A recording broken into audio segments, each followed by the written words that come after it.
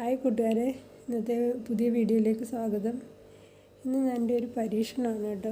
നമ്മുടെ താമരപ്പൊട്ടിൽ കുറച്ച് പച്ചപ്പായൽ വളർന്നു വന്നിട്ടുണ്ടായിരുന്നു. അപ്പോൾ അത് കാരണം അതങ്ങോട്ട് ശരിക്കും വളരുന്നില്ല. ഞാനിത് ഉപയോഗിച്ച് കുറച്ച് കമ്പോസ്റ്റൊക്കെ ഉണ്ടാക്കിയിട്ടുണ്ട്. കമ്പോസ്റ്റ് ഉണ്ടാക്കാനായിട്ട് എടുത്തിട്ടുണ്ടായിരുന്നു. പിന്നെ എനിക്ക് വേറൊരു ഐഡിയ തോന്നി, ഇതും വെച്ചൊരു ലിക്വിഡ് ഫെർട്ടിലൈസർ ഉണ്ടാക്കിയാലോ എന്നൊരു തോന്നൽ. അപ്പോൾ ഒന്ന് പരീക്ഷിക്കുകയാണ്. ഇതിനായിട്ട് നമ്മൾ സാധാരണ ജീവാമൃതം ഉണ്ടാക്കുന്ന പോലെ എല്ലാം എടുത്തിട്ടുണ്ട്. പച്ചച്ചാണകം കിട്ടിയില്ല, അതിന് പകരം കുറച്ച് ചാണകപ്പൊടിയാണ് എടുത്തിട്ടുള്ളത്. ശർക്കരയും കടലമാവും പിന്നെ കുറച്ച് ചാണകപ്പൊടിയും ഈ ഗോമൂത്ര ശകലം എടുത്തിട്ടുണ്ട്, പിന്നെ മണ്ണും. ഇതെല്ലാം കൂടെ മിക്സ് ചെയ്താണ് ഉണ്ടാക്കുന്നത്. ഈ ഗോമൂത്രം ഇവിടെ അടുത്തൊരിടത്തു നിന്ന് എൻ്റെ ഫ്രണ്ട് കൊണ്ട് തന്നതാണ്. അപ്പോൾ അതൊരു കുറച്ച് എടുത്തിട്ടുള്ളൂ. പച്ചച്ചാണകത്തിന് പകരം പ്രയോജനപ്പെടുമെന്ന് വിചാരിക്കുന്നു. പിന്നെ ചാണകപ്പൊടിയാണിത് കേട്ടോ. അത് ഞാൻ കുറച്ച് ഉണങ്ങിയ ചാണകം നല്ലതുപോലെ കുതിർത്തെടുത്തതാണ്. പച്ചച്ചാണകം കിട്ടാനും ഒരു മാർഗ്ഗമില്ലായിരുന്നു.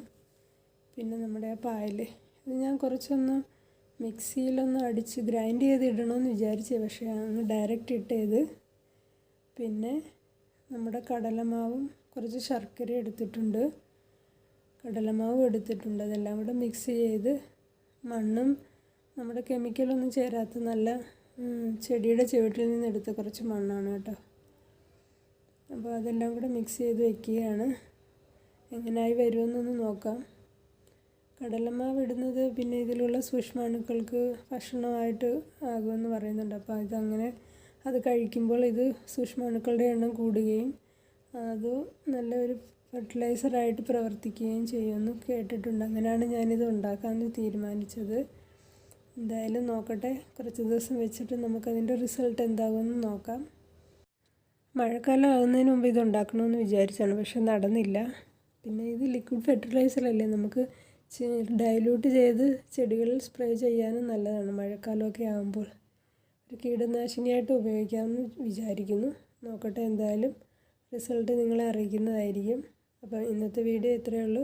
വീഡിയോ നിങ്ങൾക്ക് ഇഷ്ടപ്പെട്ടെങ്കിൽ ഒന്ന് ലൈക്ക് ചെയ്ത് സബ്സ്ക്രൈബ് ചെയ്തേക്കണേ. പുതിയൊരു വീഡിയോയുമായി നാളെ കാണാം.